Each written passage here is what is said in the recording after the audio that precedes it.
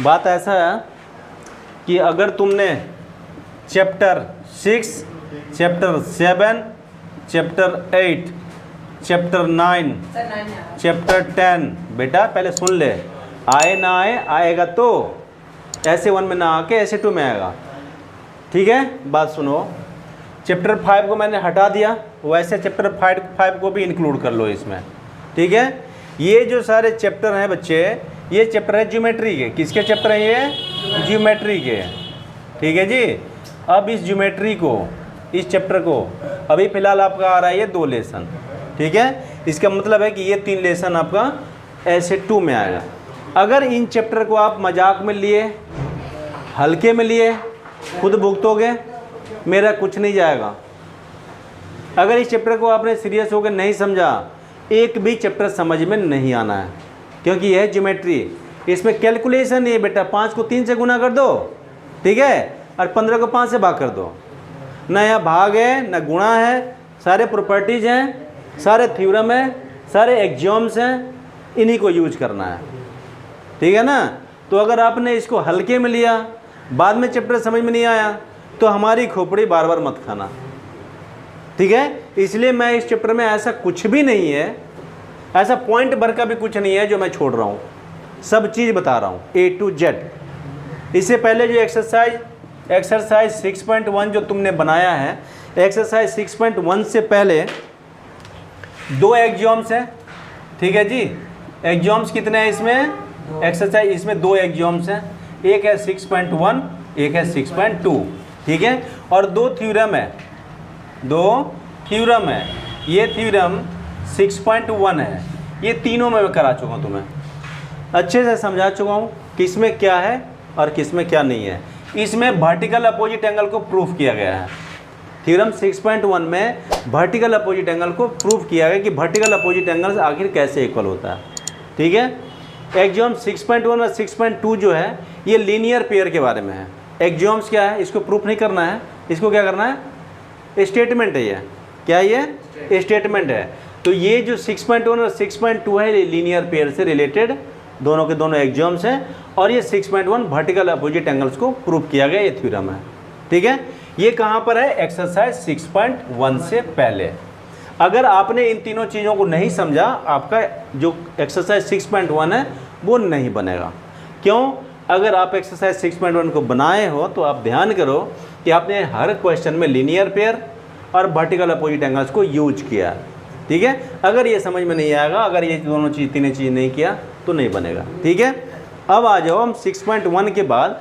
अब अगर हम करना चाहें, अगर आपको इसको अगर एक्सरसाइज 6.2 को अगर आपको करना है, ठीक है, तो इसमें आपको करना पड़ेगा 2 थ्योरम। एक्सियोम्स देखो, पहले एक्सियोम्स हैं, ठीक है, और इसके बाद थ्योरम है। ठीक है, देखकर बातें मत करो, समझ लो पहले कि इसमें एक्सियोम्स कितने हैं। इसमें 2 एक्सियोम्स होंगे, ठीक है, और थ्योरम जो होंगे कुल 4। जैसे उसमें क्या था, एक्सियोम्स 2, थ्योरम 1, वैसे आपको यहाँ पर एक्सियोम्स 2 हैं, थ्योरम 4 है। अगर ना समझे तो बाद में समझ में नहीं आएगा। अब यहाँ पर इन शॉर्ट में समझ लो कि एक्सियोम्स में क्या है और थ्योरम में क्या है। ठीक है, एक्सियोम्स जो है वो यहाँ पर आपको कोरेस्पॉन्डिंग एंगल के बारे में बताया गया। ठीक है, किसके बारे में? कोरेस्पॉन्डिंग एंगल के बारे में बताया गया है। ठीक है, और एक्सियोम्स जो है वो क्या है, स्टेटमेंट है, आपको इसको प्रूफ नहीं करना है। ठीक है, एक्सियोम्स 2 कैसे हैं? एक है 6.4, क्योंकि 6.1 और 2 हो चुका है तो 6.3 होगा और 6.4 होगा। तो ये 2 के 2 जो हैं वो एक्सियोम्स हैं आपका। ठीक है, थ्योरम जो है वो थ्योरम कितने हैं यहाँ पर? 4। तो 6.1 हमारा थ्योरम हो चुका है।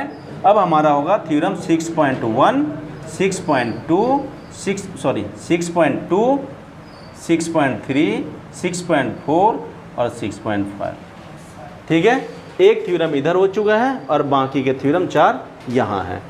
इसमें जो दोनों है वो क्या है? एक है आपका, इसमें जो एक्सियोम्स है वो कोरेस्पॉन्डिंग एंगल से रिलेटेड है।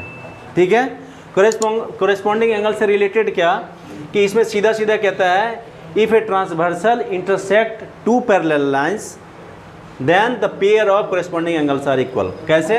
जैसे सपोज कर लो कि ये एक लाइन है पैरेलल लाइन और ये एक ट्रांसवर्सल लाइन है, तो कॉरेस्पॉन्डिंग एंगल्स जो हैं ये एंगल और ये एंगल इक्वल होंगे। अगर हम इसका नाम ले लें एंगल 1 और इसका नाम ले लें एंगल 2, तो एंगल 1 और एंगल 2 इक्वल होगा। स्टेटमेंट क्या है इसका, इसमें स्टेटमेंट कोई ध्यान रखना है। स्टेटमेंट क्या है कि if a transversal intersect two parallel lines. Two parallel lines कौन कौन से हैं? ये ट्रांसवर्सल लाइन को अगर हम L ले लें और ये जो पैरेलल लाइंस है इसको अगर हम ले लें parallel line AB and parallel line CD। ये स्टेटमेंट को याद करना भी कोई बहुत बड़ी चीज़ नहीं है। अगर आपको कॉरेस्पॉन्डिंग एंगल बनाने के लिए बोले तो कॉरेस्पॉन्डिंग एंगल बना सकते हो आप।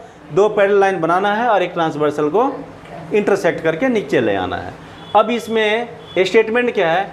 If a transversal intersect two parallel lines then the pair of corresponding angles are equal. ठीक है, कौन सा हो गया ये? Exams 6.3।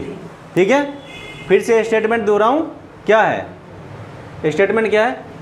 If a transversal line intersect two parallel lines then the pair of क्यों बोला है? क्योंकि ये पेयर में बनते हैं दो।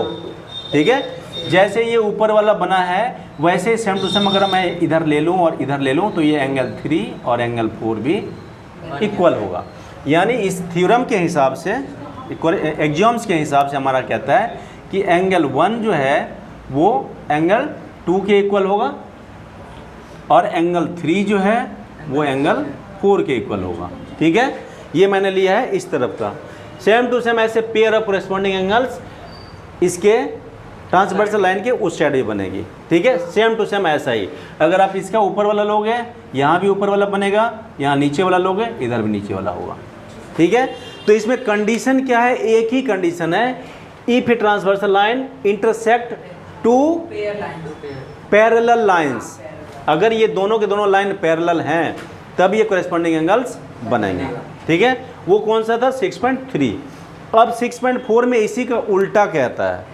क्या कहता है? इसका जस्ट उल्टा, if a transversal line intersect two lines in such that the pair of corresponding angles are equal then the two lines are parallel.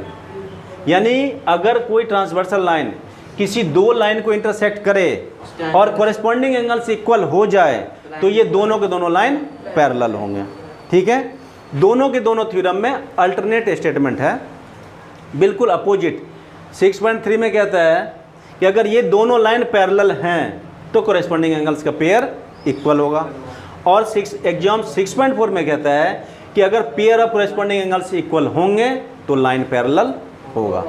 ठीक है, समझ में आ गया कि 6.3 एग्जाम्स क्या है, 6.4 एग्जाम्स क्या है? क्लियर है? समझ में आ गया? याद करने की ज़रूरत है या याद हो चुका है?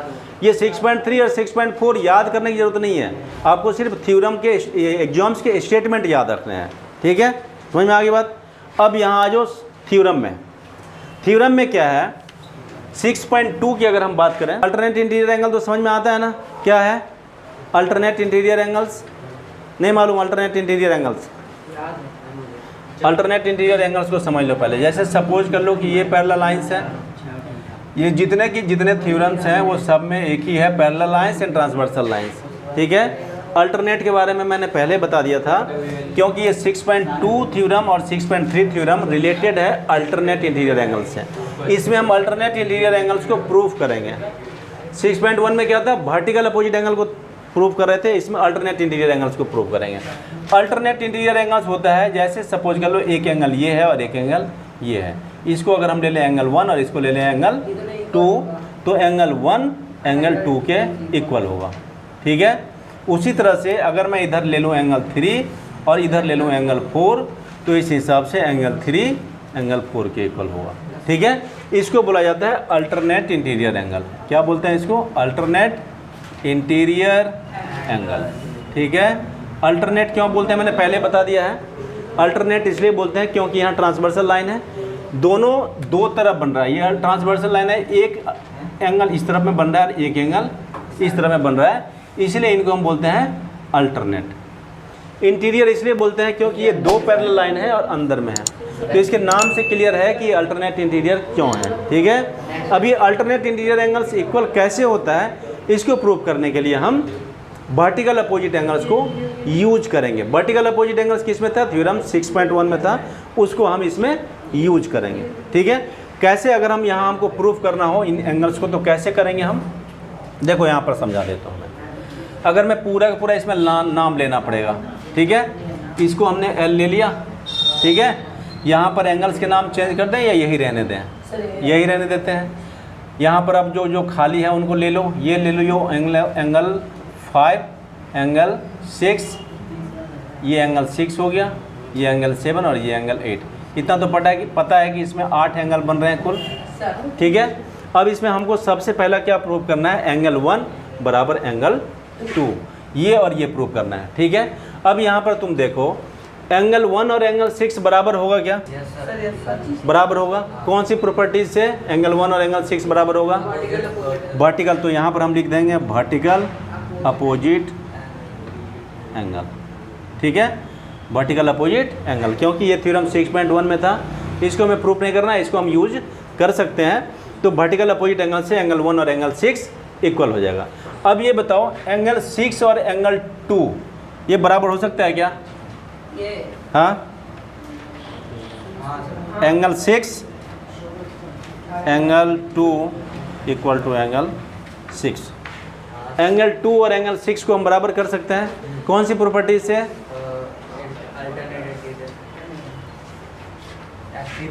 बिल्कुल नहीं, अभी जस्ट बताया मैंने, जो हमारा एग्जाम्स था, एग्जाम 6.1 और 6.2 तो पहले था, ये 6.3 और 6.4 एग्जाम से कोरेस्पॉन्डिंग अभी बताया मैंने, ठीक है जी। कोरेस्पॉन्डिंग एंगल्स एग्जाम से है ना वो, कोरेस्पॉन्डिंग एंगल एग्जाम। अब यहाँ पर देखो एंगल 1 एंगल 6 के बराबर है, एंगल 2 एंगल 6 के बराबर है, ठीक है। तो एंगल 1 और एंगल 2 बराबर होगा कि नहीं? हाँ, एंगल 1 एंगल 2 के बराबर हो। यहाँ पर देखो एंगल 1 एंगल 6 के बराबर, एंगल 2 एंगल 6 के बराबर, तो इस हिसाब से एंगल 1 और एंगल 2 इधर वाले राइट साइड वाले दोनों एंगल सेम है, एंगल 6 एंगल 6, यानी एंगल 1 भी एंगल 6 के बराबर है, एंगल 2 भी एंगल 6 के बराबर, तो एंगल 1 और एंगल 2 इक्वल हो गया। हमारा ये प्रूफ हो गया। ये क्या था? अल्टरनेट इंटीरियर एंगल था, ठीक है, ये वाला। समझ में आ गई बात? इसको अब अगर हमें प्रूफ करना है तो इसको प्रूफ करने के लिए क्या करेंगे? एंगल 3 कहाँ है हमारा? हमें क्या प्रूफ करना है? यहाँ पर हमें क्या प्रूफ करना था? 2 प्रूफ क्या था? 2 प्रूफ क्या था? एंगल 1 इक्वल टू एंगल 2, यही प्रूफ करना था ना। इसमें हमें क्या प्रूफ करना है? यहाँ पर इसको मैं मिटा देता हूँ, ठीक है। यहाँ हमें क्या प्रूफ करना है 2 प्रूफ में? बोलो जल्दी। एंगल यहाँ लिखा हुआ भी है, एंगल 3 इक्वल टू एंगल 4। अब देखो एंगल 3 कहाँ है? यहाँ है। एंगल 4 कहाँ है? एंगल 3 यहाँ है, एंगल 4 यहाँ। इन दोनों को हमें इक्वल करना है। अब यहाँ पर हम क्या लेके जाएंगे? ये ऐसा एंगल 3 इक्वल टू यहाँ पर क्या, ठीक है, बिल्कुल बिल्कुल बिल्कुल। क्या करेंगे? Angle 3 equal to angle 3 equal to angle 5।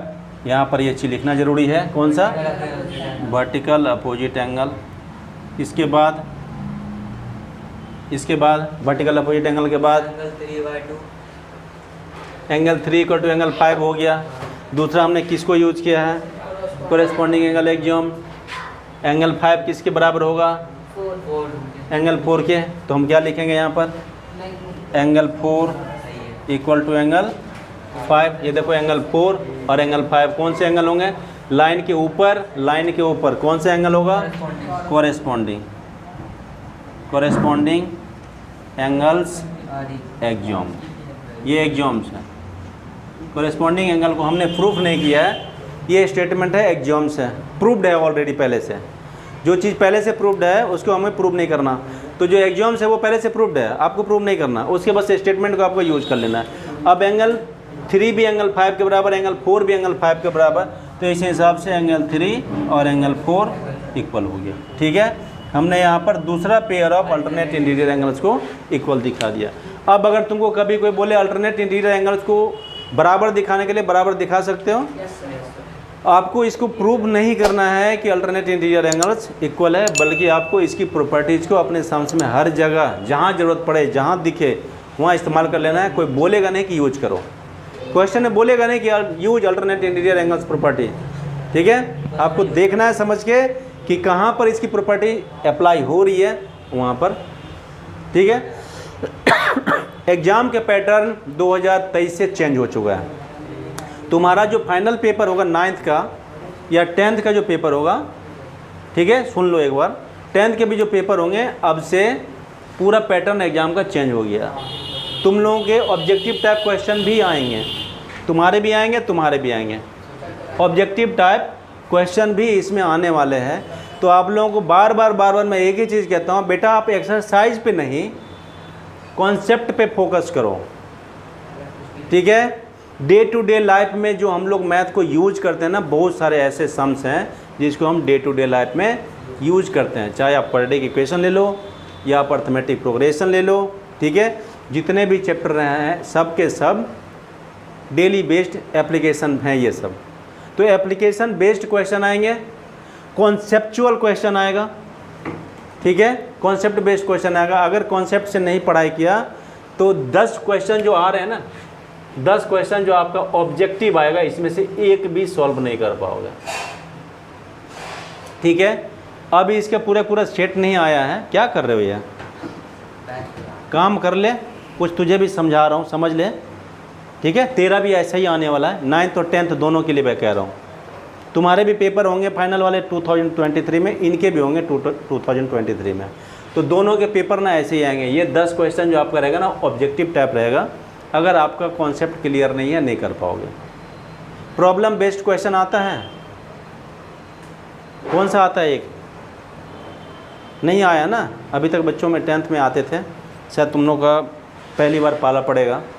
ठीक है, तो इसीलिए बार बार कहता हूँ मैं, अभी इसका ये नहीं आया। जैसे साइट पे ना, गवर्नमेंट के साइट पे, CBSE के साइट पे सैम्पल पेपर जब आएगा तो एक्चुअल फॉर्मेट पता लगेगा कि क्वेश्चन किस तरह का आएगा। लेकिन जहाँ तक अभी CBSE के साइट से जो जानकारी अवेलेबल हो रही है उससे यही है कि आपका 2023 से एग्ज़ाम के पैटर्न चेंज हो गए हैं। ठीक है, आप 50% जो है कॉन्सेप्चुअल क्वेश्चंस आएंगे, 50%। ठीक है, 50% आपका कॉन्सेप्ट बेस्ड क्वेश्चन आएगा। अगर कॉन्सेप्ट क्लियर नहीं है कर नहीं पाओगे। और तुम्हें भी यही चीज़ कहता हूँ मैं, 9th से ही तुम्हारा शुरू हो गया, 9th में भी है और 10th में भी है। अगर आपका कॉन्सेप्ट क्लियर नहीं है तो एक भी क्वेश्चन को सॉल्व नहीं कर पाओगे। बाद में फेल करोगे तो हमें किसी तरह का कोई दोष मत देना कि आपने बताया नहीं। मैंने तुम्हें 1.5 साल पहले बता दिया। ठीक है जी, 1.5 साल पहले बता दिया हैं, जब भी हो। अल्टरनेट इंटीरियर एंगल क्लियर हो गया। एक रह गया, कौन सा मैंने करा दिया, 6.1 पहले हो चुका है थ्योरम, है ना। ये 6.3 है जी, सॉरी 6.2 थ्योरम है ना, 6.2 6.3। अब रह गया 6.4 और 6.5। ये दोनों किससे था? अल्टरनेट इंटीरियर एंगल से। अब जो मैं बता रहा हूँ वो है 6.4 एंड 6.5। ठीक है, 5 ही थ्योरम है, एक पीछे है, 4 यहाँ है। ठीक है, ये दोनों हमारा क्लियर हो चुका अल्टरनेट इंटीरियर एंगल्स का। अब 6.4 हमारा थ्योरम क्या कहता है?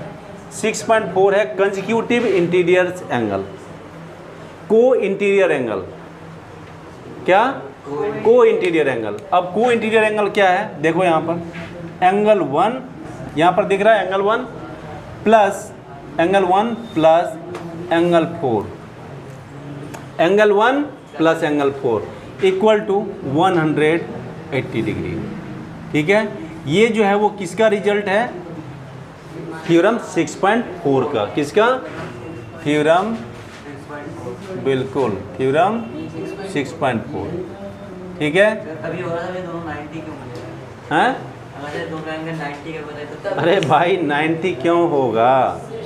ये वाली लाइन जो तुम्हें यहाँ दिख रहा है, ये जो दिख रहा है, यहाँ से ये परपेंडिकुलर बनेगा तभी तो ये 90 बनेगा। परपेंडिकुलर कहाँ है इसमें? लेकिन इतना है, दोनों एंगल को ऐड करोगे तो ये 180 ही आएगा, जो सप्लीमेंट्री होता है, जिसको हम क्या बोलते हैं? 180 को पढ़ा होगा तुमने, कॉम्प्लीमेंट्री सप्लीमेंट्री, है ना। तो ये सप्लीमेंट्री होता है, इसी को हम प्रूफ करेंगे कि ये और ये एंगल दोनों जोड़ के 180 कैसे होता है। कंसेक्यूटिव इंटीरियर एंगल्स की प्रॉपर्टी आप एंगल फाइंड करने के लिए बार बार लगाओगे चैप्टर में। जब भी कभी एंगल फाइंड करना होगा इस प्रॉपर्टीज़ को आप यूज करके एंगल निकालोगे, और खूब जम के यूज हुआ है 6.2 एक्सरसाइज 6.2 में। नहीं समझोगे नहीं बनेगा, क्वेश्चन नहीं बनेगा, ठीक है। अब यहाँ पर कैसे हम इसको प्रूफ करेंगे वो देखो। यहाँ पर एंगल 1 और एंगल 4 को हमें ऐड करके दिखाना है, ठीक है। अब ये बताओ एंगल 1 और एंगल 5 इन दोनों को अगर हम ऐड करें कौन सी प्रॉपर्टी लगेगी?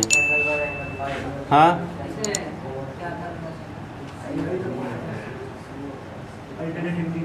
हाँ, angle 1 plus angle 5 equal to 180 degree. बहुत पहले से यूज करते आ रहे हो, नहीं याद कर पाए, नहीं ध्यान कर पाए ना बेटा, तो वापस मैं एक्सरसाइज 6.1 में भेज दूंगा।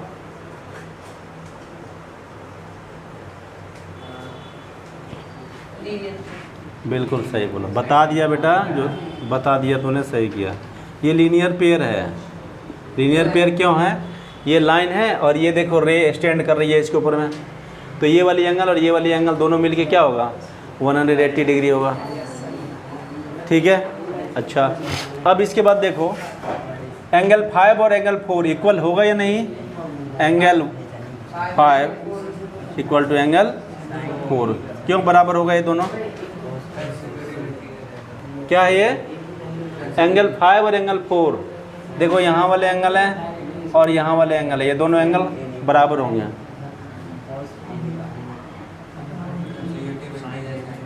लिख रहा हूँ फिर भी उल्टा बोल रहा है।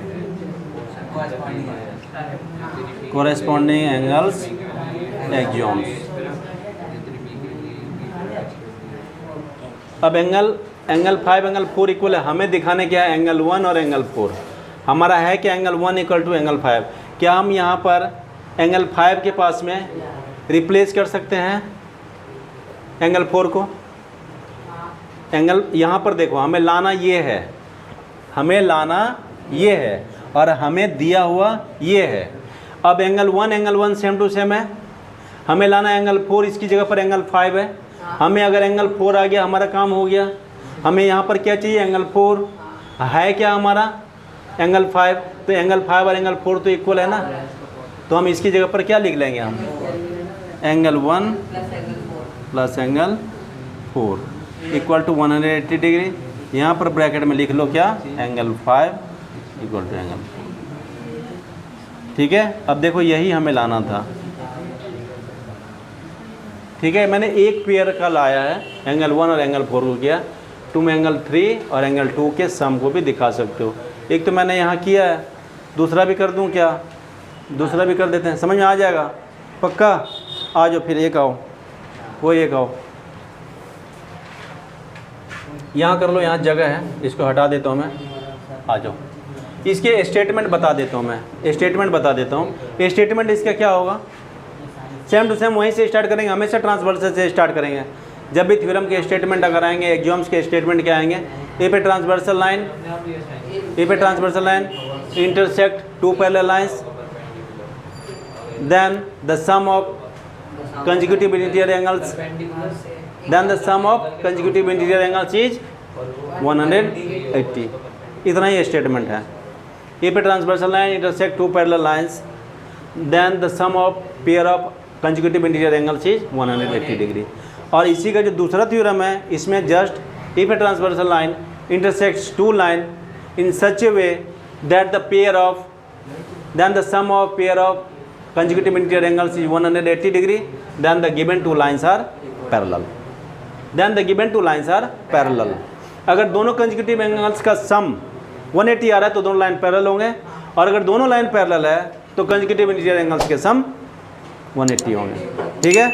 यही है दोनों के थ्योरम में। मैंने स्टेटमेंट यहाँ पर लिखा नहीं है भाई, स्टेटमेंट थ्योरम सारे आपको बुक में मिल जाएगा, उसको देख के लिख लो। समझाने का काम मेरा होता है, मैंने समझा दिया है।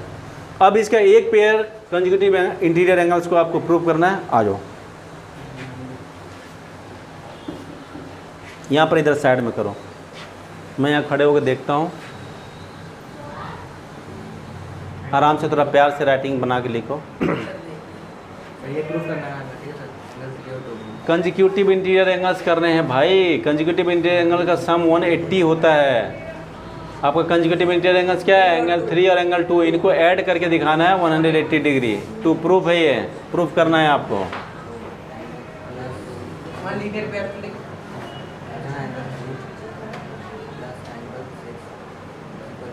थोड़ा राइटिंग बना कर लिखो आराम आराम से, कोई जल्दी थोड़े ना है।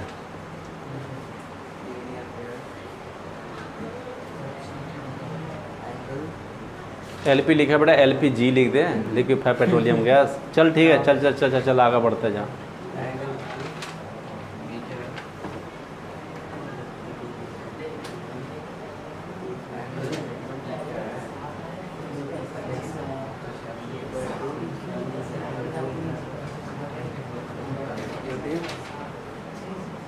कोरेस्पॉन्डिंग एंगल्स का एंगल बना के एस लिख दो, एंगल का साइन बना के एस लिख दो। ये मैंने लिखा है यहाँ पर एंगल्स, एंगल्स एक्सियोम।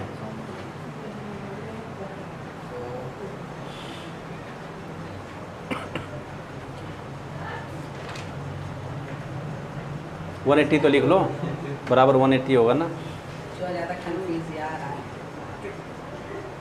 अब लिख लो कैसे लिखा है, एंगल 6 एंगल 2 बराबर हो जाएगा।